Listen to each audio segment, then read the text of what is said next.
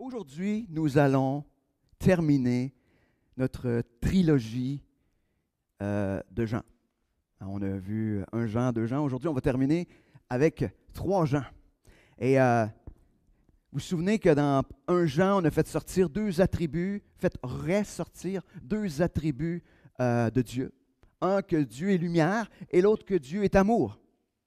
Et on a vu que ces deux attributs de Dieu venaient changer plein de choses dans nos propres vies. Et on a poursuivi la semaine dernière en regardant ce que ça signifie aimer dans la vérité. Hein, on a vu un petit peu l'espèce de challenge entre aimer et vérité.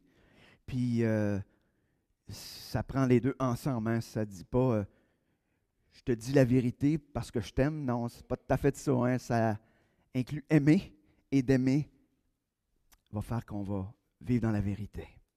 Et puis ce matin, ben Jean va nous emmener dans un aspect, une application pratique de ce que c'est aimer dans la vérité. Mais j'avais le goût, juste pour nous remettre dans l'ambiance, au cas où qu'on ait déjà perdu le fil, avec mettre dans l'ambiance de tout ce qui est l'aspect de l'amour fraternel, qu'on est appelé à vivre comme enfant de Dieu, comme disciple de Christ. On va retourner dans la première lettre de Jean. Et je vais juste vous lire, je ne sais pas trop, 4-5 versets un petit peu en rafale qui vont nous pointer vraiment sur ce que c'est l'amour fraternel. Donc, 1 Jean 2, 9 à 11, pour commencer. Ça nous dit, celui qui prétend être dans la lumière, hein, vous vous souvenez, l'attribut de Dieu, que Dieu est lumière. Okay? Donc, tout en détestant son frère, est encore dans les ténèbres. Celui qui aime son frère demeure dans la lumière et par conséquent, il est dans la lumière. Aucun obstacle ne risque de le faire tomber. Mais celui qui déteste son frère est dans les ténèbres. Il marche dans les ténèbres sans savoir où il va parce que les ténèbres l'ont rendu aveugle. OK, continuons. 1 Jean 3, 16 à 18 maintenant. Voici comment nous savons ce que c'est que d'aimer. Jésus-Christ a donné sa vie pour nous. Nous devons nous aussi donner notre vie pour nos frères. Si un homme riche voit son frère dans le besoin et lui ferme son cœur, l'amour de Dieu ne peut être présent en lui. Mes enfants, que notre amour ne se limite pas à des discours et à de belles paroles, mais qu'il se traduise par des actes accomplis dans la vérité. Déjà, on voyait l'aspect de la vérité qui commençait à être nommé. 1 Jean 3, 23 nous dit « Or, que nous commande-t-il de placer notre confiance en son Fils Jésus-Christ et de nous aimer les uns les autres comme il nous l'a lui-même prescrit. » Hein? Dans les fêtes, c'est un peu un rappel de « Tu aimeras le Seigneur ton Dieu et tu aimeras ton prochain. » Hein, c'est cet aspect-là qui est en train de faire le rappel. 1 Jean 4, 7 à 8 nous dit « Mes chers amis, aimons-nous les uns les autres, car l'amour vient de Dieu. Celui qui aime est né de Dieu et il connaît Dieu. Qui n'aime pas n'a pas connu Dieu, car Dieu est amour. » Continue dans 1 Jean 4, 20 et 21. Ça va être le dernier que je vais vous lire dans 1 Jean. Si quelqu'un prétend aimer Dieu tout en détestant son frère, c'est un menteur. Car s'il n'aime pas son frère qu'il voit, il ne peut pas aimer Dieu qu'il ne voit pas. D'ailleurs, le Christ lui-même nous a donné ce commandement, que celui qui aime Dieu aime aussi son frère. En passant, je ne les ai pas toutes mis, parce qu'il nous parlait de l'amour dans 1 Jean. J'ai juste mis, quand les textes que je disais, ça faisait comme, ouf, OK, je trouvais que c'était punché. Puis le but, c'est, je ne les commenterai même pas parce que dans les faits, ils parlent d'eux-mêmes. Ils parlent d'eux-mêmes. Et quand on regarde comment Jean nous parle de cet amour fraternel et de l'importance de cet amour d'avoir les uns pour les autres, on ne peut pas faire autrement qu'être interpellé, être challengé. Ça nous pousse peut-être même à la repentance. Parce que on a toute notre définition de ce que c'est aimer, hein? Je t'aime si tu m'aimes. Ça, c'est la définition de premier niveau. Hein? Ça, c'est ce qui est facile. Ça, c'est oh, il m'aime pas, fait que moi, je suis dispensé de l'aimer. En plus, on ne sait pas si c'est réel, c'est ce qu'on pense. Si je pense que l'autre ne m'aime pas, je ne l'aimerai pas. Ah, OK. C'est pas ce genre d'amour-là qui parle ici, hein? Parce que, je ne sais pas si vous avez remarqué, mais un des versets nous parlait de que voici comment on apprend que ce que ça veut dire aimer, c'est que Jésus a donné sa vie. Ah, OK. Fait que c'est ça, aimer. Aimer, ça veut dire payer le prix, même pour des gens qui ne nous aiment pas. Ou même si les gens ne nous aimeraient pas. Mais vu que c'est dans l'Église, hein, les frères et sœurs, on devrait tous s'aimer. Fait qu'il ne devrait pas avoir de problème. Tout le monde devrait s'aimer. C'est ce que ça dit. Mais est-ce qu'on essaie de se... est-ce que ça nous remet en question? Ou il y a une autre technique aussi. On peut dire, ah, moi j'aime les frères, les sœurs, mais je m'arrange pour les voir le moins possible. Comme ça, ben, c'est moins difficile. C'est plus facile à aimer de loin. Hein? Hein, ça, c'est comme les nouveaux couples. Hein? On reste chacun dans notre maison. On s'aime mieux comme ça. Ça se vit mieux comme ça, l'amour, chacun chez nous. Hein, ça, c'est la meilleure. Mais, non, d'aimer, ça veut dire que ça coûte quelque chose. Ça veut dire qu'on est obligé d'être en relation. Puis, c'est clair qu'on va se pogner. C'est clair qu'il va y avoir des choses qui vont nous accrocher. Ça veut dire ça. Puis d'aimer, ça veut dire c'est d'aimer par-dessus ça. C'est d'aimer malgré ça. Que ça change absolument rien. Et on est tous obligés d'admettre, moi le premier, qu'on n'est pas rendu là. Et que la seule manière de pouvoir grandir là-dedans, c'est de garder les yeux fixés sur celui qui, lui, nous a aimés parfaitement, afin que son amour puisse se déverser dans nos vies et que nous, en retour, on puisse aimer de la même manière. Donc, on va tourner maintenant dans cette troisième lettre de Jean, où il va nous enseigner, encore une fois, d'une manière pratique, sur ce que c'est l'amour dans la vérité. Et avant d'aller plus loin, on va justement demander à Dieu qu'il puisse faire grandir en nous cet amour les uns pour les autres. Seigneur Dieu, ce matin, on est obligé de faire le constat que l'amour qu'on a les uns pour les autres a besoin de grandir. Seigneur, donne-nous à nouveau une nouvelle révélation de toi, une nouvelle révélation de ton amour. Seigneur, on a goûté un jour, mais on a besoin encore que tu nous rappelles la grandeur de ton amour. Et quand on a pris le repas du Seigneur ce matin, on s'est rappelé encore une fois la grandeur de ton amour. Et Seigneur, fais-nous goûter à cela. Fais-nous comprendre encore mieux, afin qu'on puisse s'aimer de mieux en mieux, comme tu nous demandes de le faire. Merci. Merci Seigneur pour ce que tu vas nous montrer ce matin dans ta parole. Amen.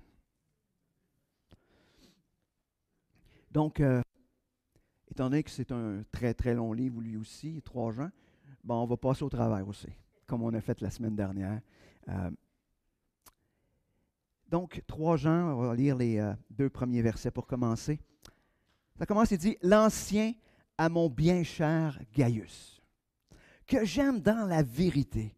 Cher ami, je souhaite que tu prospères à tout égard et que tu sois en bonne santé physique, en aussi bonne santé physique que spirituelle. » Encore une fois, Jean écrit une lettre qui est super personnelle. On voit tous les termes qui sont utilisés. Hein, il dit une lettre qui est, on voit que c'est vraiment un frère, un ami dans la foi, un leader. Hein, il y a quelque chose d'intime. Hein, il utilise le terme hein, mon bien cher, que j'aime dans la vérité, cher ami. Hein, le terme c'est ami précieux. Ami qui est précieux pour moi, qui a de la valeur, qui a une grande valeur pour moi. Et quand j'écoute ce qui est dans ce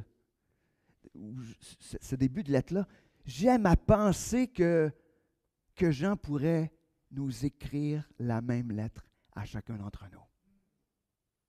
Et j'irai même plus loin, le même genre de lettres qu'on devrait pouvoir s'écrire les uns aux autres.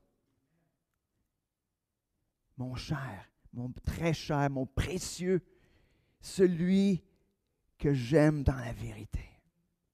On devrait pouvoir faire exactement la même chose.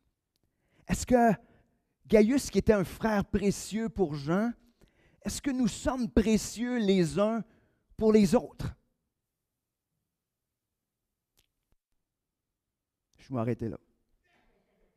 Sommes-nous précieux les uns pour les autres? Ça veut dire que si quelqu'un est précieux, je ne sais pas, qu'est-ce que c'est quand quelqu'un est précieux pour toi, c'est tu l'as dans ta tête, tu y penses, puis tu veux y parler, puis tu veux être en lien avec, est-ce qu'on est précieux? Et puis tu sais, je le sais, des fois on est là, puis on se dit, moi, je partirais d'ici, puis personne ne me manquerait. J'ai même pas de tristesse là-dedans, là. Je vois juste que c'est un constat où on est rendu dans nos cœurs souvent. Puis des fois, ça pourrait être même moi qui le dirais. Je ne suis pas en train de faire de reproches à personne. Je suis juste en train de dire, wow, nos cœurs, où on est rendu face à cette communion ou cette intimité les uns avec les autres.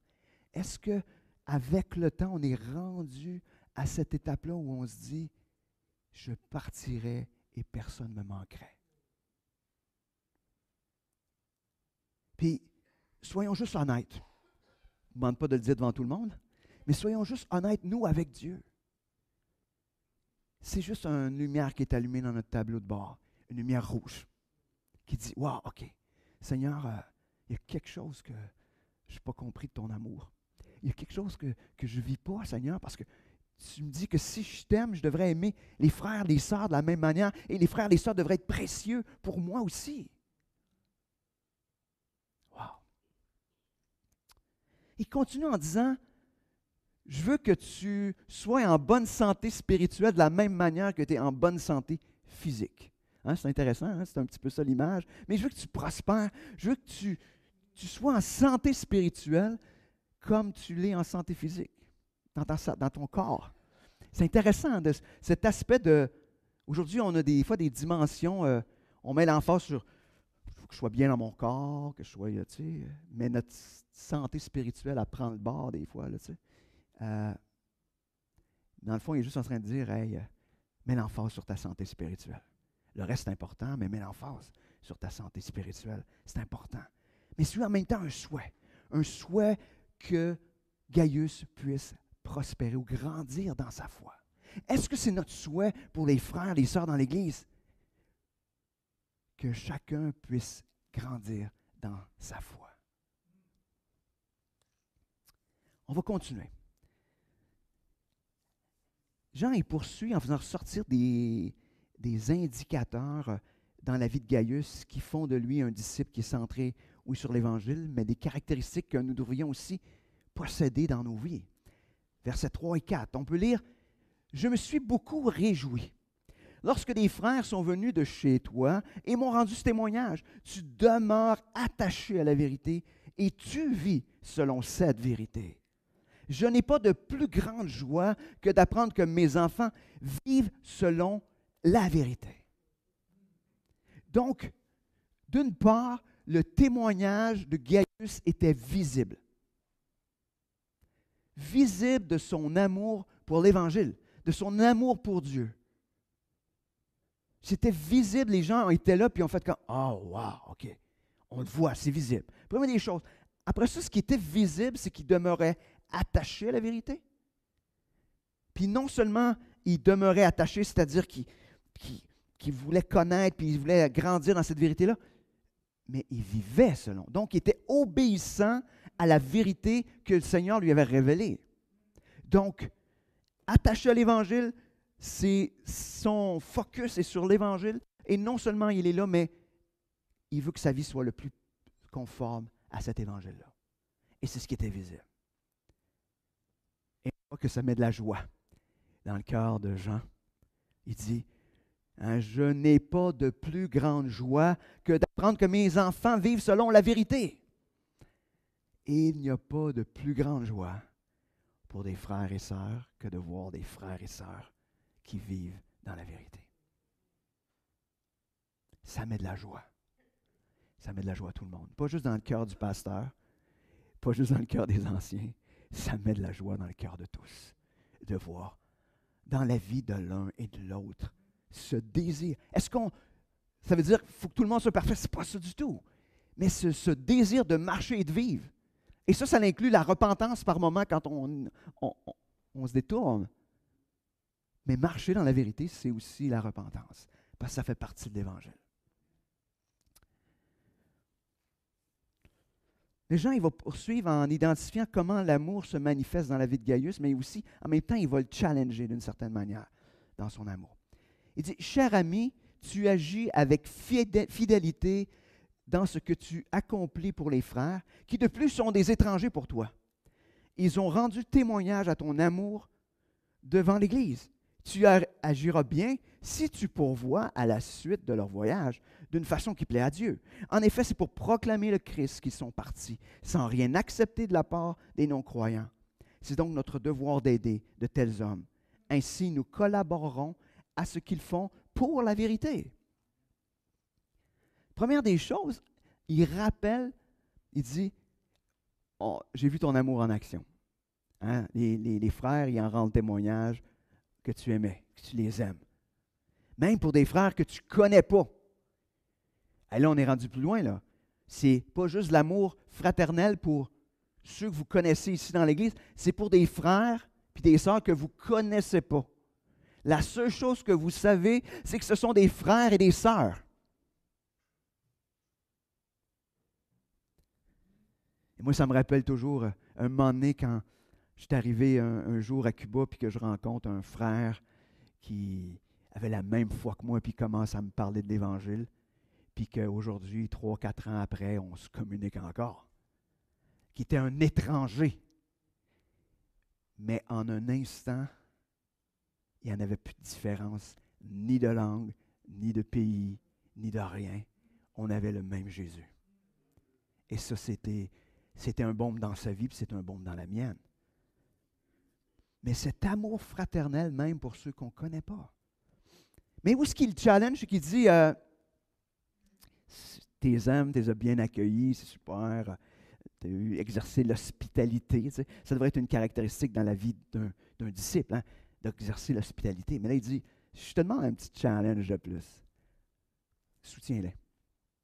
Soutiens-les parce qu'ils s'en vont puis ils vont aller propager l'Évangile. Hein, on pourrait dire aujourd'hui, soutiens des missionnaires d'une manière généreuse. Des gens imagine des gens qui sont de passage chez vous, qui sont des étrangers et qui vont aller propager l'Évangile. Soutiens-les. Parce qu'il dit, ces hommes-là se sont sacrifiés pour l'Évangile. Donc, s'ils se sont sacrifiés pour l'Évangile, c'est notre devoir, comme enfants de Dieu, les soutenir. Puis en plus, il dit, hey, quand tu les soutiens, tu deviens toi-même un participant à la mission de propager ou de la proclamation de l'Évangile. Imagine, je crois que c'est ce que Jean veut mettre le point ici dans sa lettre. L'importance d'aimer, oui, dans la vérité, de manière pratique, en soutenant la proclamation de l'Évangile, même si ceux qui accomplissent ce ministère-là sont des inconnus, nous sommes inconnus, tout simplement parce que ça plaît au Seigneur. Puis son amour envers nous devrait nous pousser à aimer jusque-là, en étant prêts nous aussi à nous sacrifier pour la proclamation de l'Évangile. Mais là, j'ai juste le goût de vous lancer quelque chose. Des fois, c'est bien plus facile de soutenir des étrangers. Je mets la main dans ma poche, je basse un peu, je sors un montant, je donne ça. Mais après ça, je ne les vois pas, ils sont partis. Ça ne me dérange pas. Mais moi, je pense qu'il y a comme un gap entre les deux, c'est-à-dire il faudrait commencer aussi par s'aimer les uns les autres. Ou est-ce que ça va être dérangeant de mettre la main, oui, dans notre poche, dans nos talents, dans notre temps, dans tout ce qu'on a, pour s'investir, pour s'engager les uns envers les autres. Puis je ne dis pas qu'il ne faut pas soutenir ceux de l'extérieur, non, non. Mais quand Jean s'exprime à Gaius à propos de soutenir les missionnaires, c'est parce que c'est sous-entendu. C'est sous-entendu que tout le reste, il le fait. Il dit, je vois, parce qu'on l'a vu, tu aimes les frères, tu les accueilles, tu prends soin d'eux autres, je vois tout ça, là. Fait que ça, c'est acquis. Là, il dit, mais là, je te challenge un petit peu plus. Je te challenge encore plus loin dans ton amour fraternel. Ce qui est intéressant, c'est que dans la 3e lettre de Jean, ce sujet-là semble un sujet de division dans l'Église. Et c'est ce qu'on va voir. Certains semblent avoir des avis différents sur l'amour fraternel ou sur la limite de l'amour fraternel. Certains pensent que l'amour fraternel devrait s'arrêter là, à un certain niveau. Et ce que Jean va mettre devant Gaius, il va lui dire, voici 2 types de comportements et un choix à faire. Tout le monde a un choix à faire. Et c'est pour ça qu'on va juste sauter quelques versets, on va aller au verset 11. Après ça, on va revenir sur ceux d'avant parce que le verset 11 est comme l'espèce de...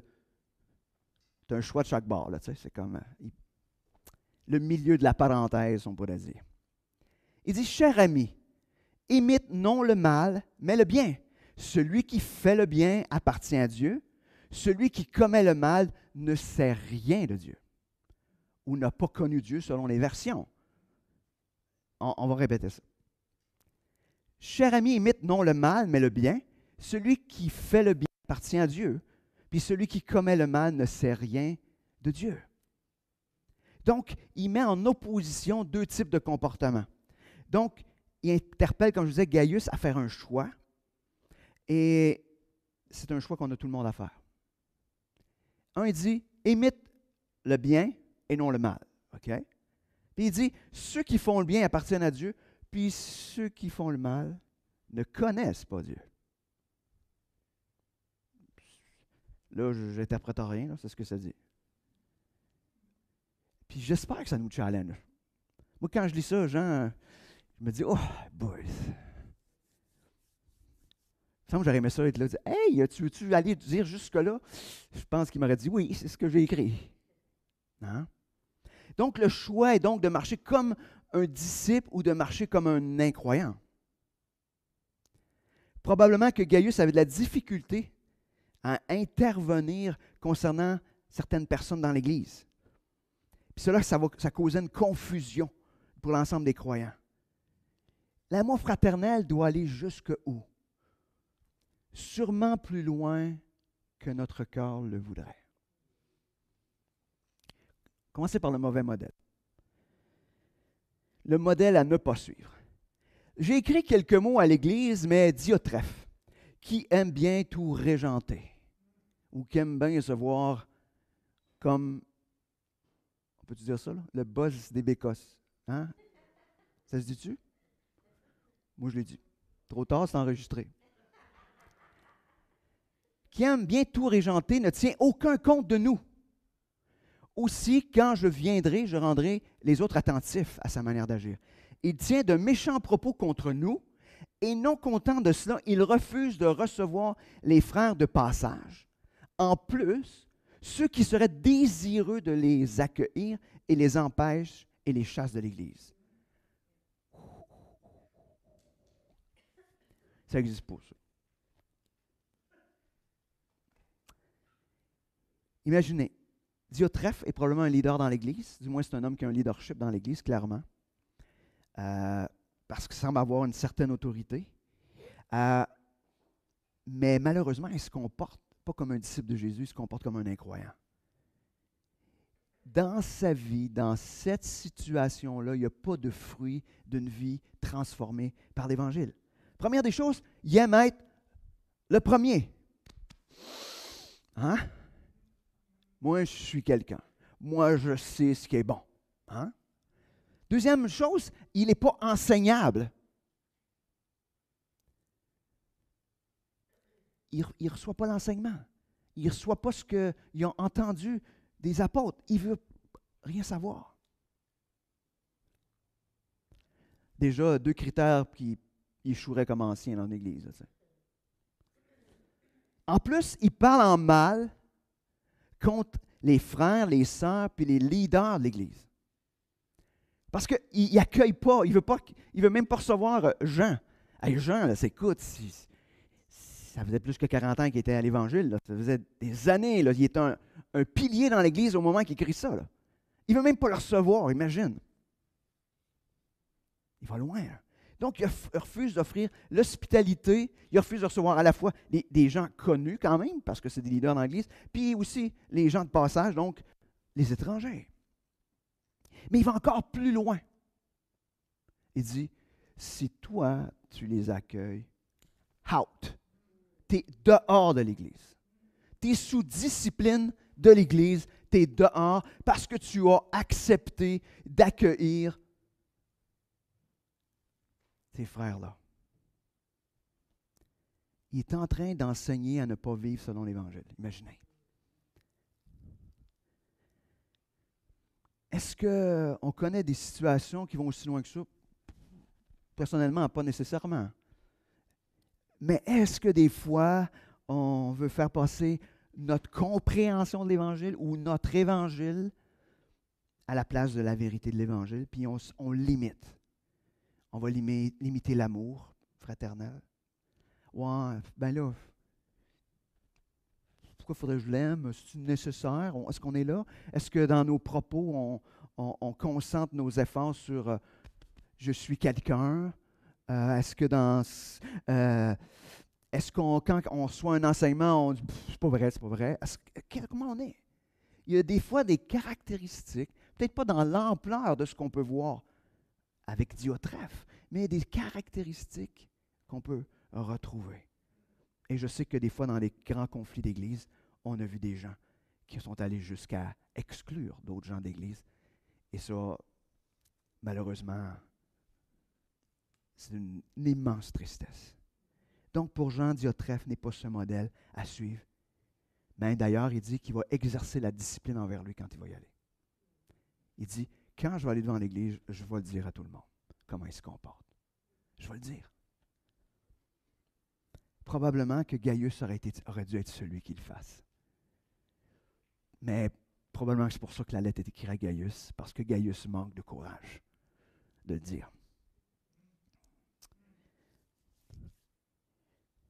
Allons maintenant sur le modèle à suivre.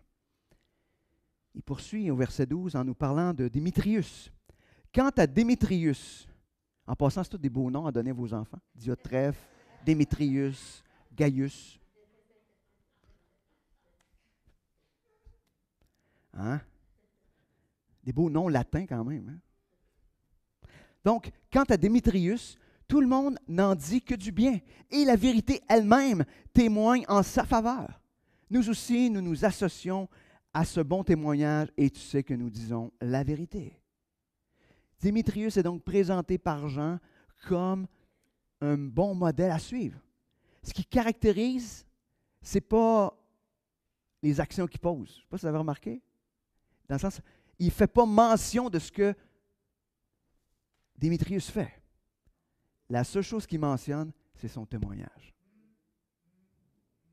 Il dit, tous disent du bien, donc personne dans l'Église n'a de reproche à faire à Démétrius. Personne.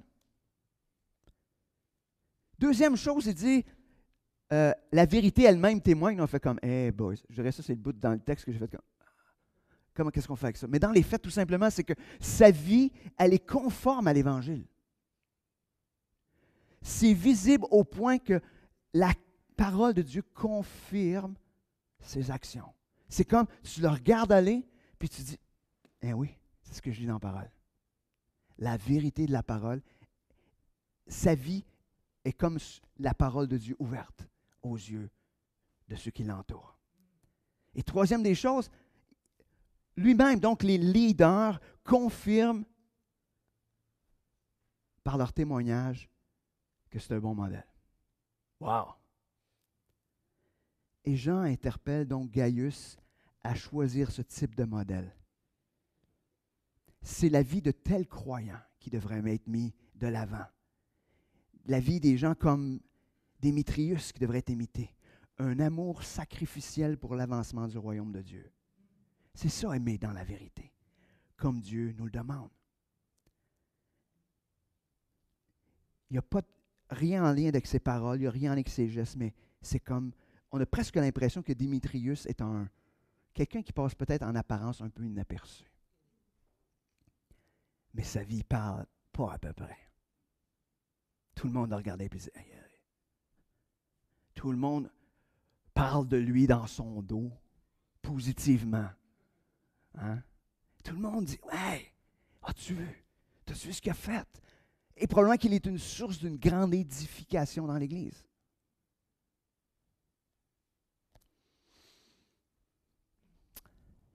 Si on prend les versets de la conclusion du texte, et on va aller terminer aussi avec ça, mais versets 13 et 14. Comme dans la deuxième lettre de Jean, il dit, j'aurais bien des choses à te dire, mais je ne veux pas les confier à l'encre et à la plume. J'espère te voir bientôt, et alors nous nous entretiendrons de vive voix. Encore une fois, dans sa lettre, Jean termine en exprimant son désir de voir, d'être en relation avec Gaius en présentiel. Excusez, c'est trop facile à passer. En présentiel. Aujourd'hui, il nous dirait, j'ai bien des choses à te dire, mais je ne veux pas le faire via Zoom. Je veux te le dire en personne. Excusez mon interprétation du texte. Mais je veux juste faire ressortir ce désir que Jean avait de connecter, d'être proche. Je peux presque m'imaginer Jean qui revoit Gaius puis qui le prend dans ses bras. Parce qu'il dit, je suis tellement content de te voir. Voici ce que j'ai le goût de te dire. Voici ce que je veux que tu entendes.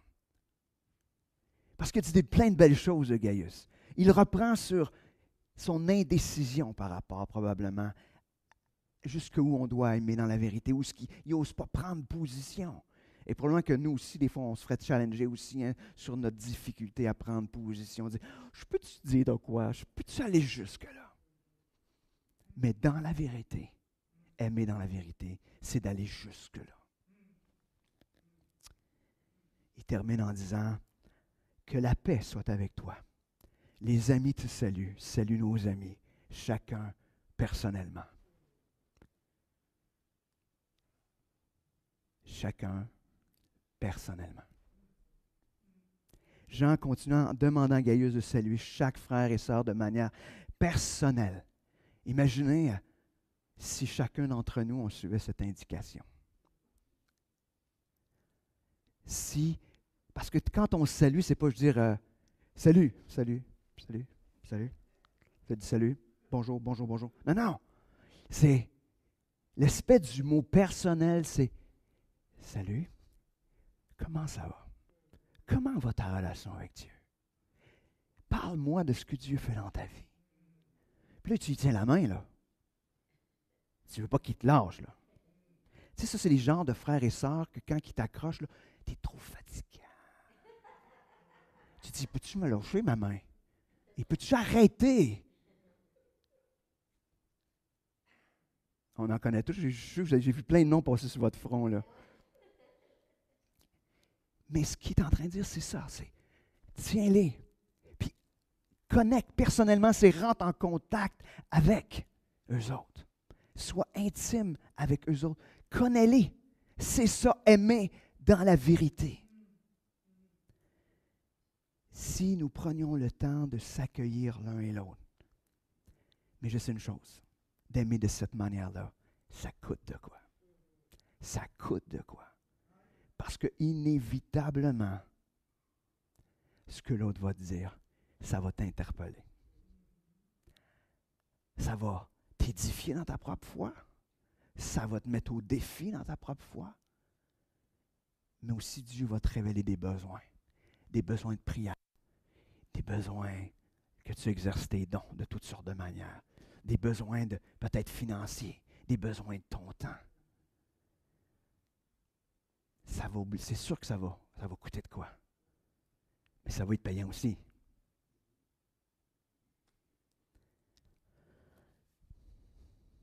Mais je veux juste qu'on se rappelle que c'est exactement ce que Jésus a fait pour chacun d'entre vous. C'est ce qu'il a fait. Et Jésus ne nous demande pas d'accomplir quelque chose que lui-même n'a pas fait. On me dit, oui, il était Dieu, oui, mais il t'a dit, je serai avec toi tous les jours, jusqu'à la fin du monde. Jésus dit, je le sais que tu n'es pas capable. Fait que vu que tu n'es pas capable, je vais être là, mon esprit va être là, on va être là. Tu ne comptes pas sur tes propres efforts, tu es en train de compter sur les efforts de Jésus et de l'Esprit. Alors, qu'est-ce que nous allons faire de cet appel à s'aimer dans la vérité? Prions. Seigneur Dieu, ce matin, merci. Merci de nous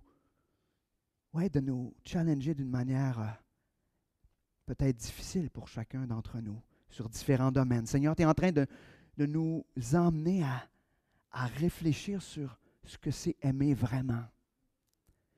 Seigneur, je sais qu'on est tous et chacun mis au défi parce que je sais qu'on est beaucoup mieux pour nous s'aimer soi-même. On met beaucoup d'emphase sur nous-mêmes. Et Seigneur, ta parole nous appelle à renoncer à nous-mêmes et à aimer les frères, les sœurs dans la vérité, en sachant que ça va coûter quelque chose. Parce que toi, tu as payé de ta vie. Ton amour est allé jusque-là. Seigneur, permets qu'on puisse comprendre encore davantage ton amour, afin que ce ne soit pas un effort d'aimer les frères, les sœurs, mais que ce soit naturel, parce qu'on a été aimé, afin qu'on puisse aimer. Merci Seigneur pour ta parole. Amen. Donc, je vais prendre le temps juste de saluer ceux qui nous écoutent en ligne ce matin. Que le Seigneur puisse vous emmener à expérimenter cet amour, autant de Dieu que d'aimer les frères et les sœurs.